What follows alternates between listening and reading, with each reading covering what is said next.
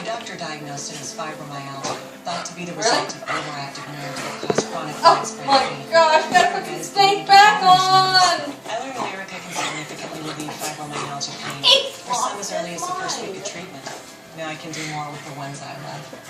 Lyrica is not for everyone. It may cause serious allergic reactions or suicidal thoughts or actions. Tell your doctor right away if you have these. New or worsening depression or unusual changes in moral Not enough, huh? or swelling,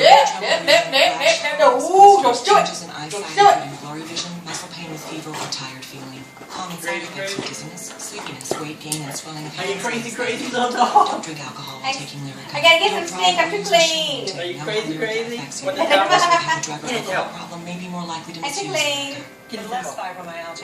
No. He's got much thicker hair than Joe did. Ask your doctor about Lyrica today. Tomorrow, each and every exercise, blood, sweat, and tears, and here I am in a special time. It's the biggest news of the season finale. Watch the news Whoa! week after week. And you know the league.